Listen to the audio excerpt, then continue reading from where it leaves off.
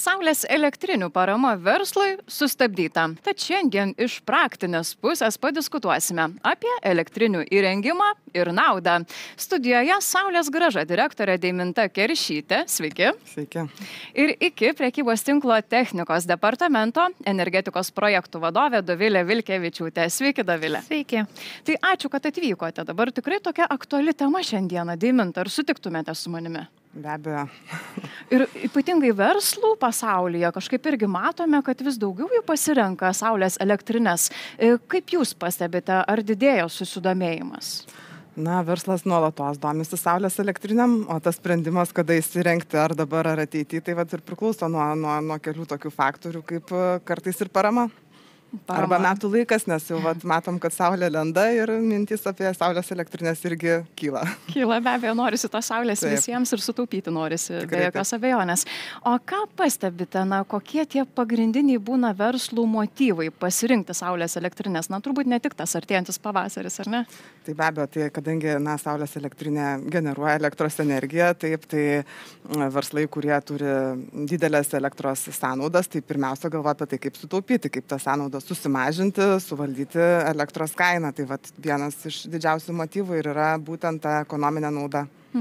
O gal teko pastebėti, kokio pobūdžio, sakykime, verslai dydžio irgi yra labiau linkę naudotis ir paramomis ir taip pat diegtis tas saulės elektrines? Na, gal taip sunku pasakyti vien dėl dydžio ar pobūdžio. Dažniausiai tai yra vis tiek tokios gamybinės veiklos, kurios iš tikrųjų naudoja daugiau elektros energijos, nes ten sėdint ofise ar prie kompiuterio rašant tekstus nėra tos sąnaudos tokios juntamas. Tai ši parama paskutinė tikrai paskatino daug smulkių įmonių, daug smulkių verslų, kas yra iš tikrųjų labai smagu, nes mano nuomonė tai rodo, kad verslai galvoja ir apie savo veiklos ilgalaikiškumą ir jiems pakankamai gerai sekasi, tai galim tuo pasidžiaugti. Ir tikrai smagu, kai ir didieji Lietuvos verslai, didžiosios gamyklos, žinomi prekių ženklai įsirengia saulės elektrines ir tada jau mes kalbam apie megavatinius sprendimus.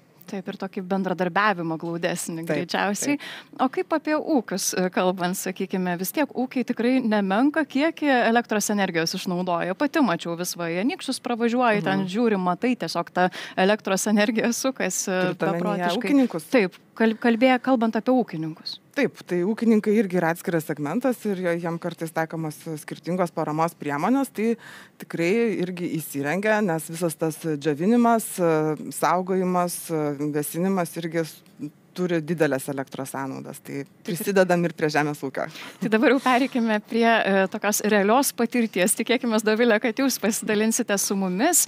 Kaip šiuo atveju elgėsi didysis prekybos tinklas iki ir kada jūs susidomėjote apskritai saulės elektrinėmis? Iki Lietuva iš tikrųjų pradėjo domėtis, jau pirmus žingsnius pradėjo daryti dar 2021 metais, bet tai buvo daugiau skaičiavimas ir analitika, kas yra rinkoje, kokie yra rinkos žaidėjai būtent saulės elektrinių atžvilgių. Tačiau tuo metu buvo labai palankios elektros kainos, kas šiek tiek lėtino tą plėtrą. Tačiau 2022 metais prasidėjus visiems geopolitiniams neramumams, tuo metu jau smarkiai kylant elektros kainoms, nežinant, kas bus ateityje, buvo pasirašyta mūsų pirmoji sutartis su Saulės grąža, tai iš karto turėjom tokį didelį šuolį, tai 1,5 megavato saulės elektrinė ant Panevėžio logistikos centro, nes labai norėjom sumažinti elektros sąnaudas būtent logistikos dalyje, nes tai yra didelės apimtys šiuo atveju. Ir automatiškai jau buvo pradėta galvoti apie mažesnius objektus, apie parduotuves. Tai šiai dienai jau esam ganėtinai, sakyčiau, išsiplėtę. Turime daugiau negu 30 saulės elektrinių ant stogų. Ant stogų, ar ne? Diegiate? Šiuo metu taip, tai yra ant stogų ir dvi yra didžiausios, tai būtent mūsų saulės elektrinė Panevėžio logistikos centro 1,5 megavato bei 550 kW saulės elektrinė ant mūsų gamybos padalinio. Tai suprantu, tikrai saulės jėgainės tokį svarbų vaidmenį atlieka iki prekybos tinkle. Tikrai taip, nes norint turėti bent kažkokią elektros kainos nepriklausomybę, reikia visas savo sąnaudas diversifikuoti ir turėti būtent pasirinkimą, ar tai bus nuosava gamyba, ar vis dėlto tai bus pirkimas rinkos kainomis iš nepriklausomų elektros tiekėjų. Dovilė, o ką daryti, jeigu stogai, sakykime, verslo, ar ne, vis tiek gal pastatai seni, nepritaikyti toms saulės elektrinėms? Ką tokiu atveju dar galima daryti papildomai? Kokius sprendimų jūs irgi kaip jau patyręs atstovas, įmonę galite pasidalinti su mumis visais? Tikrai turime šitų problemų ir tų senų pastatų, kur neturime galimybės rinkti saulės elektrinių. Turėdami didelį poreikį elektros energijos vartojime, nusprendėme pernai metais kartu su Saulės grąža įgyvendinti gan didelį projektą, tai yra įsigijome iš Saulės grąžos 5 MW saulės parką, tai buvo nutolęs saulės parkas su ilgai trukusiom diskusijom, tai yra, kaip minėjau, 2 metų projektas, kuriuo metu buvo sprendžiamos ne vien tik tai techniškai iškilusios problemos ties pačia instaliacija ir pačiu veikimu, tačiau tai yra pirmasis šiuo metu saulės parkas Lietuvoje gavęs gaminančio vartotojo statusą. O, nuostabus sveikinimai su tuo tikrai, ar ne, Deiminta, kaip jūs pati vertinate tokį sprendimą, bendrai priimtą? Taip, tai buvo tikrai labai įdomus projektas, nes klientas reiklus buvo ir mums tikrai buvo kur pasitempti ir labai smagu bendradarbiauti, o tą problemą, kurią mes kartu sprendėm, tai tiesiog bendrom jėgom pavyko rasti sprendimą su daugeliu Lietuvos institucijų, kad ne tai, kad kūrybiškai, bet kad protingai pažiūrėtumėm į situaciją ir iki Lietuva galėtų tapti gaminančių vartotojų, jiems primtinomis sąlygomis. Iš tiesų taip ir skamba, kad savavališkai greičiausiai Lietuvoje negali, ar ne, to daryti. Ne, čia tiesiog standartiniu atveju turėtų būti viena įmonė, kuri eksploatuoja parką, kita įmonė, kuri naudoja elektros energiją. Tai mūsų siekiamybė buvo, kad viena įmonė galėtų būti tuo gaminančiu vartotoju ir nereikėtų dirbtinai steigti verslo vienetų ir apsunkinti to valdymo aparato. Tai džiaugiuosi, kad radom visiems priimtiną sprendimą. O jeigu kalbėtume dabar apie iššūkį šiek tiek, čia atrodytų, kad, taip, aišku, kad tų naudų daug yra, dar apie jas irgi pakalbėsime, bet norint įsirengti, sakykime, verslui, kuris niekad prieš tai nėra susidūręs ir nežino dabar, kokie tie iššūkiai gali laukti, galbūt reikėtų pasidomėti. Tai kokius jūs jau su savo patirtimi įvardintumėte? Tai pirmiausia, tikriausiai didžiausias iššūkis tai yra elektros pajėgumai apskritai šalyje ir norint turėti atidavimą į elektros tinklus, tai yra labai atskiros zonos, kurios dar turi tokias galimybės, todėl yra didelė analitika, kurioje reikia išsianalizuoti tikruosius pastato poreikius, kad elektrinė generuotų tik tiek energijos, kiek tam pastatui tuo metu reikia, nes kitu atveju negaunant leidimo iš elektros tinklų, tą veiklą tiesiog reikia tuo metu stabdyti, kai ta elektra yra nereikalinga. Tai automatiškai kyla investicija, nes generacija tampa mažesnė.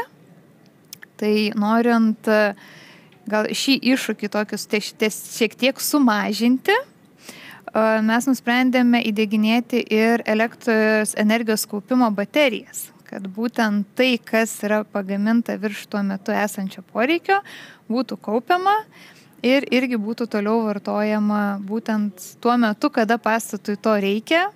Tai turime jau pilotinius Saulės grąža ir pirmosius pilotinius projektus kartu su baterijom ir Saulės elektrinėm. Tai matysim, kaip tai toliau veikia ir kokią tai naudą neša. O kaip dabar, štai, ar pasiteisina Saulės elektrinės, kurios jau turite 30, net sakėte?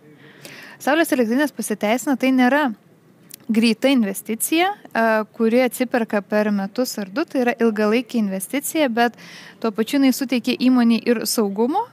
Kai tau nereikia galvoti, kaip pasikeis rinkos kaina, tu žinosi, kad bent tam tikrų metu tu turėsi savo gamybą ir būtent iš savo saulės elektrinių gausi gaminamą energiją. Ačiū labai už pasidalinimą, kol kas tikrai labai įdomu, kaip ten realybėje viskas įsidiegia. Deiminta, grįžkime prie jūsų. Ką jūs rekomenduotumėte ir ką, iš tiesų, būtinai reikėtų įsivertinti kiekvienam verslui prieš nusprendžiant įsidiegti štai pas save turėti saulės elektrinę? Čia Dovilė labai gerai pradėjo. Iš tikrųjų, kad yra prasmė turėti saulės elektrinę ir kad jinai atsiperka generuodama elektros energiją, tai tokio klausimo, tarkim, gal net nesvarstom. Svarbu surasti tą proporciją ir balansą, kokios tos saulės elektrinės reikia konkrečiam verslui, atsižvelgiant į jo, sakykime, verslo modelį, veiklos specifiką, vartojimo ypatumus, nes vienas verslas gal vartoja vienodą kiekį elektros energijos visą parą, kitiem yra aktualiau dienos metu, arba skiriasi sezoniškumas metų eigoje, daugiau žiemą arba daugiau vasarą. Tada labai toks sunkiai suvaldomas faktorius, tai minėti elektros tinklų pralaidumai, galimybė gauti sąlygas atiduodant į tinklą arba neatiduodant. Jeigu mes negalim atiduoti tinklą, tai kaip minėjo Dovilė, reikia tik tai rasti balansą, kokia ta elektrinė yra pakankama. Tai sprendžiam tokius ekonominius, inžinerinius dalykus. Ir tada jau klausimas yra, kiek galima sutalpinti vietoje, ant stogo ar šalia pas klientą, kaip pajungti tą vidinį tinklą ir jau kokie tie grinai, sakykime, produktai būtų tinkami. Tai toks kompleksinis sprendinys, kad tas gautas rezultatas būtų geriausias santykis tarp investicijos ir grąžos. Galbūt tos specifikos ne visada ir žino, ar ne, atėjo pas jūs verslo atstovai, ar būna, kad jie vėliau gal net ir šiek tiek pykteli, nors kaip ir patisgi nepaklausė, patys nepasidomi paprastai, aš įsivaizduoju.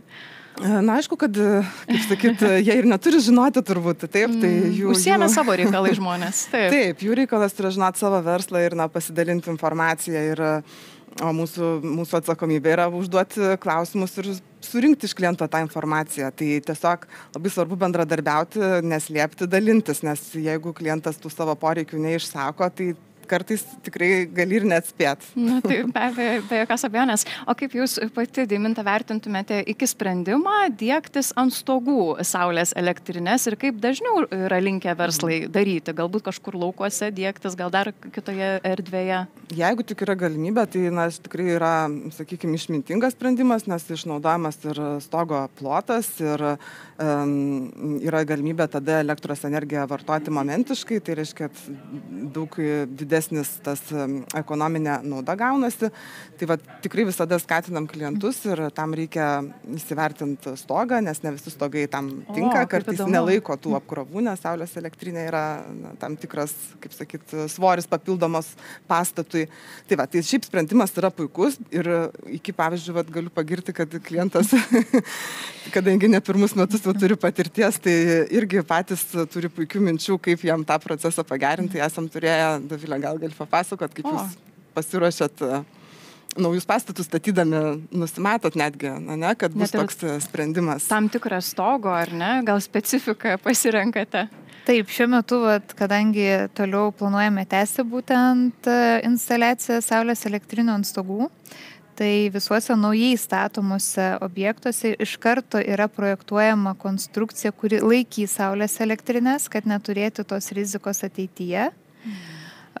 Ir tuo pačiu, jeigu turime kitą įrangą, kaip parduotuvėse dažniausiai ant stogų eina šaldymo įranga, vėdinimo tam tikra įranga, tai ją bandome instaliuoti būtent viename pastato kampe, tam, kad didesnis plotas liktų laisvas ir ta kita instaliuota įranga būtent nemestų šešėlio ant saulės elektrinių ir ta generacija pas mus būtų didesnė. Tikrai labai geras šiaip patarimas ir įžvalga. Gal net dar turite tokių, norėtųsi išgirsti. Į ką dar atsižvelgti patiems verslams irgi, jeigu norima kažkaip ir sutaupyti ir tikrai labai funkcionaliai ten teisingai viską įsirengti? Čia gal tiek pačiam verslui, tiek bendradarbiaujant su įmonėm, kurios atliks šitos darbus, įsivertinti ir aplink esančius pastatus, nes, kaip žinom, parduotuvės dažniausiai yra gyvenamuosiuose rajonuose, apie kuriuose yra labai daug aukštų pastatų ir pasirinkti tas kryptis montavimo, kad nebūtų metamas šešėlis nuo pastato, būtent tuo metu, kai saulė aukščiausia ir generacija didžiausia. Tikrai labai dėkoju ir Deimintos čia svarbiausia paklausti, profesionalės, irgi ką jūs patartumėte verslams? Papildomai dėl elektrinių įsirengimo niuansų, mes turbūt svarbiausius kaip ir paminėjome, aišku, dar mažai kalbėjom apie pačią įrangą, tai irgi šiuo metu rinkoje yra labai daug variantų ir yra labai daug patrauklių kainų ir tas spektras pakankamai platus, tai mes kaip rangovas dažniausiai dirbam su, sakykime, ilgalaikiais atsirinktais gamintojais, kuriais pasitikim ir siūlom tokius sprendimus, nes elektrinė yra tas įrenginys, kuris veiks 25-30 metų. Tai norisi, kad tai būtų užtikrinta, nekiltų priežiūros sudėtingų klausimų ir taip toliau. Tai po tiek metų galima bus vėl jūs kreiptis greičiausiai, ar ne? Irgi manau, kad taip. Bendradarbiavimo, pagalbos, patarimų. Taip, tikrai jau daug metų dirbam, niekur nedingstam, tai laukiam. O gal dar irgi techniškai paaiškintumėte, visai įdomu, manau, ir žiūrovams, ne tik man, kodėl 20-30 metų yra toks galiojimo terminas saulės elektrinių? Tai skaičiuojamas šitas terminas labiausiai yra susijęs su gamintojo garantija teikiama saulės moduliam. Tai kadangi skaičiuojama, kad moduliai turėtų išlikti efektyvūs ir generuoti 20-30 metų, tai taip visą tą elektrinės procesą ir vertinam. Tokia kaip reikšmingiausia investicijos dalį sudarančios įrangos specifika. Dar irgi įdomu apie įrangą paklausti, o ar kažkiek laiko yra reikalaujama, techninė apžiūra, ar viskas ten tinkamai veikia, ar viskas tvarkoje, lipti į stogus ar ne ir patikrinti tiesiog fiziškai? Taip, tai dauguma tokių pramoninių objektų tam tikrą apžiūrą reikėtų atlikti kasmet, iš tikrųjų. Kaip gerai, iš tiesų gal net ne visi ir tą žino.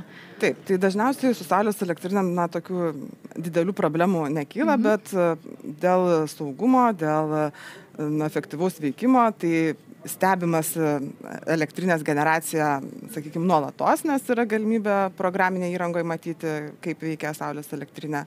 O dėl veikimo, gedimų ar ten atsilaisvinusių kažkokių konstrukcijų, tai irgi kartą per metus būtų gerai apžiūrėti. Tikrai labai gerai, kad tą pabrėžėte. Ir gal paskutinis klausimas būtų įdomu, kaip vyksta Saulės grąžos bendradarbiavimas su verslu atstovais ir kaip visas tas procesas vyksta. Turim, sakykime, nuolatinių tokių klientų ratą, kurie vis sugrįžta. Tai vienas iš tokių klientų yra IKI, tai labai, sakykime, sąmoningas, išmanus klientas, kuris pats gerai supranta šitą sritį, galvoja, renkasi ir domisi, ir turi viziją, taip. Ir kartu atneša ir naujovių šitą sritį, tai tas irgi yra labai įdomu ir malonu dirbti. Turim klientų, kurie sugrįžta jau po poros metų įsitikinę saulės elektrinių naudą ir nori didinti savo pajėgumus. Ir visada įdomu, kai ateina nauji verslai su savo naujom idėjom, nauja specifika. Tai per tą bendravimą, per skaičiavimus, per ieškojimą visiems tinkamo varianto ir diegiam tas elektrinės. Ir visi kažko naujo išmoksta greičiausiai galiausiai, kas tikrai turbūt džiugina rezultate. Ir gal norėtųsi vis tik tai dar pabaigai visai apibendrinimui akcentuoti, saulės elektrinių naudą. Gal irgi nuo jūsų, Deiminta, pradėkime. Mes tai labiausiai, kaip sakyt, kadangi verslas yra toksai racionalus pirkėjas, kuris neišvengiamai skaičiuoja, tą sprendimą daro ne per vieną dieną, ne su žmona tarėsi, o turi direktorių, valdybą, akcininkus ir daro sprendimą lemiančių daug asmenų. Tai svarbiausias, aišku, visą laiką yra atsiperkamumas. Tai elektrinė šiuo metu su parama, kas spėja pasirezervuoti paramą, atsipirkti gali tikrai labai greitai, vos ne per 1-2 metus. Be paramos skaičiuojas, aišku, priklauso nuo verslo situacijos, bet gali būti ir 3-5 metai. Tai šitas yra vienas iš svarbiausių dalykų. Kitas dalykas, kuriuo mes kaip įmonė ir kiekvienas darbuotojas džiaugiamės, kad kiekvienas įrengtas kilovatas yra kartu ir mūsų ir Lietuvos žingsnis į tą nepriklausomybę energetinę, žiūrint globaliau. Ir be abejo, tiesiog tvarumas ir žalesnė ta aplinka. Tai tokie gal džiaugsmai didžiausi. Dovilė, jūsų užbaigiamieji žodžiai, galbūt palinkėjimai kitiems verslams. Aš gal šiek tiek pridėsiu iš to, kuo tai naudinga verslui, tai yra pirmiausia nepriklausomybė nuo elektros svyruojančių kainų, nes šiai dienai jos šiek tiek vėl stabilizavosi, tačiau nežinom, kas bus ateityje, o kaip minėjo, elektrinės veikia 20-30 metų ir nuspėti kainų pokyčių tokiam ilgam laikotarpiu galimybių nėra. Dėl to ta nepriklausomybė nuo kintančių kainų ir galėjimas įsivertinti savo veiklą ir kokie kaštai bus patiriami. Tai šiuo atveju ta atsinaujinanti energetika yra labai svarbi. Tuo pačiu ir iš tvarumo pusės, nes bent jau iki Lietuva stengiasi labai smarkiai žiūri į tvarumą ir dėl to, kad to, ko negalime pasigaminti patys ir būti tvaresni, mes irgi stengiamės pirkti vien tik tai žalią elektros energiją. Nuostabu. Esate pavyzdys visiems mums ir ačiū labai jums abiems už pokalbį. Ačiū Jums. Ačiū. Taigi priminsiu dar žiūrovams, kad su mumis ką tik buvo Saulės grąža direktorė Deiminta Keršytė ir iki prekybos tinklo technikos departamento energetikos projektų vadovė Dovilė Vilkevičiūtė. Aš esu Kornelija Jasiūnaitė, iki kitų susitikimų.